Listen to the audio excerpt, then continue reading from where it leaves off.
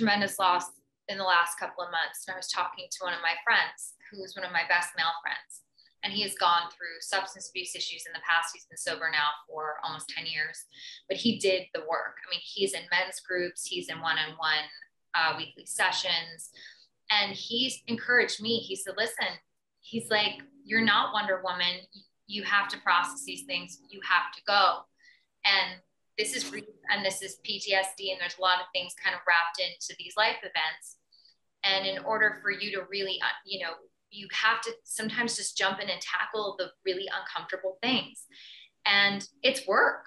I mean, it really is actual work. Like you said, making a commitment to doing that weekly and opening yourself up and having to kind of confront the hard, scary stuff, the stuff that we push down and hope goes away, but it doesn't. And it creates other things. For you, what is your advice to someone, particularly a man who is struggling, that doesn't know where to go, that feels alone? Maybe he's got, a great family and a support group of friends, but they don't talk about feelings. They don't talk about emotions. And even if they did, it would be, hey, bud, you're good. You're tough. You're strong. You got this. That's not really a resolve. What do you recommend to that person? Well, I think the first thing I would say to someone who was thinking about their own emotional state or any issues they might be having, the first thing I would say is it's worth it. The work is worth it. What you put, you get what you put in with anything. I mean, you want to learn how to drive a car. You want to learn how to build a house or a desk or fix a car. You don't know how to do it right away. You put the work in. Why? Because it's worth it to you. Yeah. And you get that satisfaction.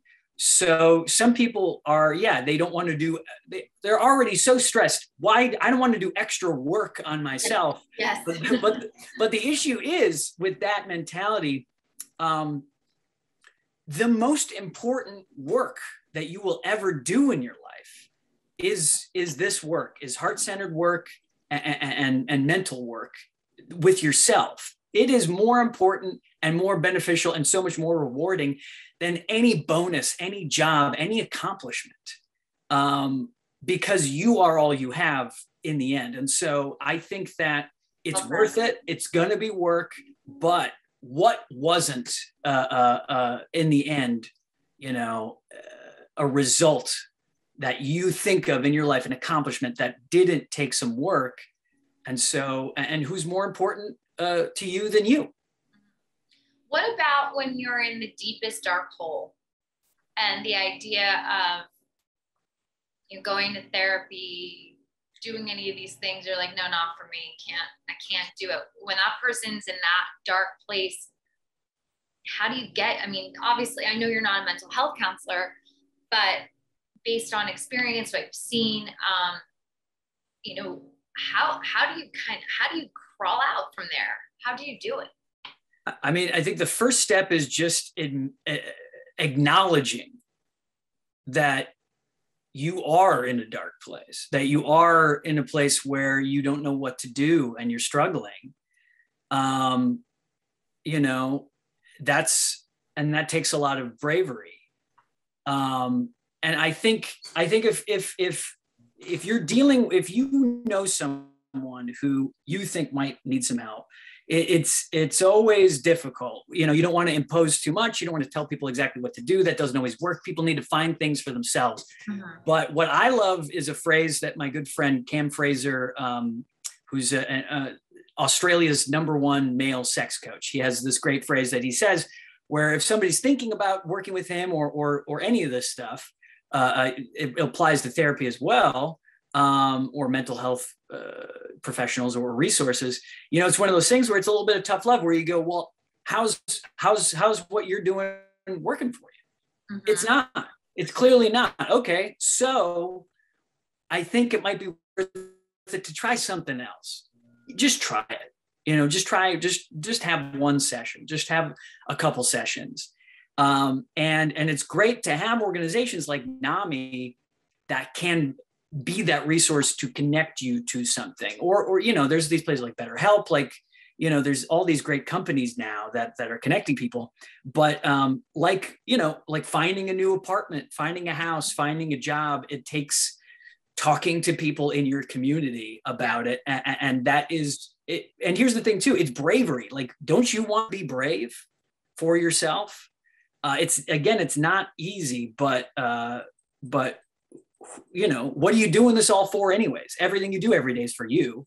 This is, unfortunately, to some people, it's the most important thing is your own mental health. It spreads over everything else. 100% what you said. You're only with yourself. You only have yourself. And it's like, it goes back to the airplane mask, right? If you don't have a mask for yourself, how are you going to help anybody else? So let's say you're the person who takes care of everybody.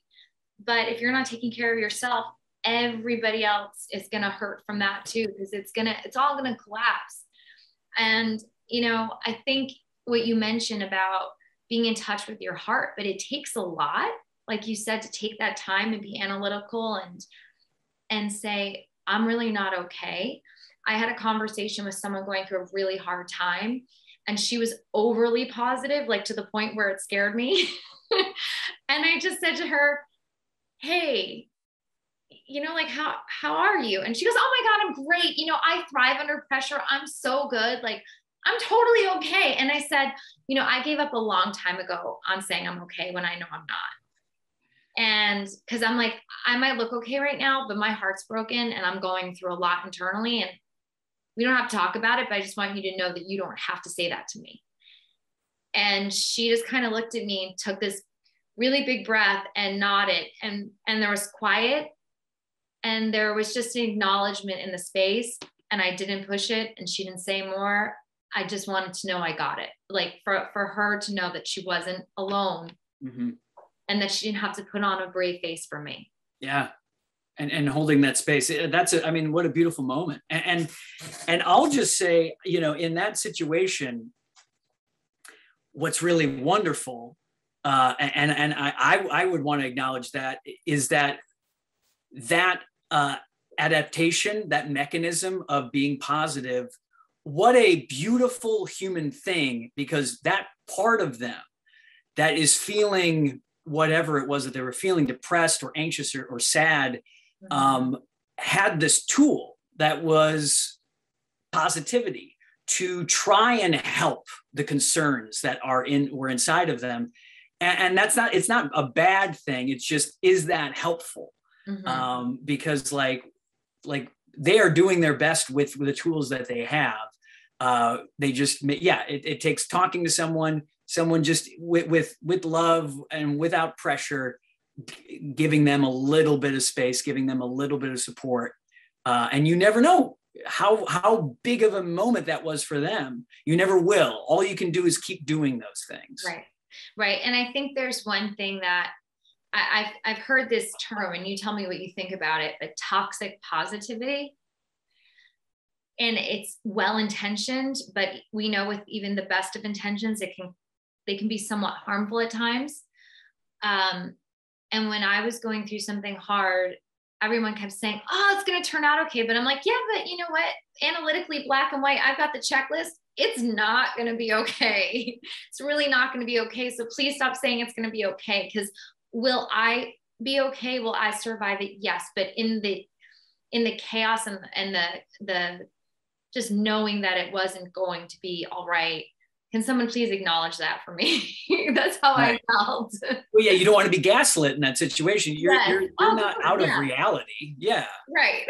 And you can't blame them, because it is this learned behavior, right? Where it's like, well, somebody said, if you're happy, you can combat that and maybe you bring them back up. But sometimes all someone needs is acknowledgement of the reality of the situation, and not trying to fix it, which is very difficult for me. That's for sure. I'm a fixer. Okay. I think a lot of, men and women, but I think a lot of men feel that role for sure.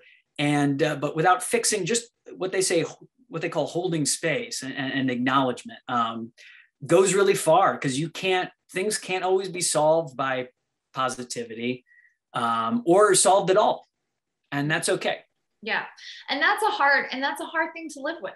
That's a hard thing to live with, when you know you can't quote unquote, like you said, fix it, that you just have to learn how to accept it and come to some sort of livable resolve that your brain and heart can accept for what it is. And that's the bill of goods that positivity sometimes sells us, that it's being positive is going to take away the hurt, when it doesn't. It doesn't.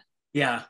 And so sometimes it might, but a lot of times just a dose of reality and just loving support. Yeah. It's amazing what just a couple words of just like, you need me, I'm here, or whatever. It goes really, really far. And I will, just to address, because we did talk about the suicide rates. If someone is in that space and it's either, it's a loved one of yours, a colleague of yours, what is something they can do on behalf of that person if they know that that person they care about is, could be having suicidal ideations, could be, thinking about inflicting self-harm. There are resources, like you said, like NAMI. Can someone make a call on their behalf? Like how, I mean, that's a hard question. And I don't mean to put you on the spot with that. No, I mean, forgive me, I'm trying to remember what exactly I think it's 988 is the newly instituted National Suicide and Crisis Lifeline. Mm-hmm. So if you dial 988 in that moment, that's I don't think that's new, but I think it's getting implemented more nationally. So 988 is a good way to, in the most heightened moment, get help. And also I know there's organizations like the Trevor Project. I think that's one around suicide prevention. Specifically suicide prevention is not something that I'm super, super well educated on, but a little bit for sure. And more broader resources for sure. You would go to I believe NAMI.org. That's NAMI, but Trevor Project or 988. I know this is the tough part of it. People are not always aware, but I think those are good places to start, for sure in that instance. Right. Yeah. No, thank you so much for, I know we're just scratching the surface here in terms of the conversation. I would absolutely love for you to come back and continue talking about mental health, because I know there's definitely more conversations that are happening, but more need to be had. And you're an excellent, important voice on this topic. Hey, thank you so much for having me on to talk about it. It's all I like talking about for the most part. And cracking some jokes along the way too. Once in a while, for sure. Thank you, Brad. Yeah, thank you, Diane.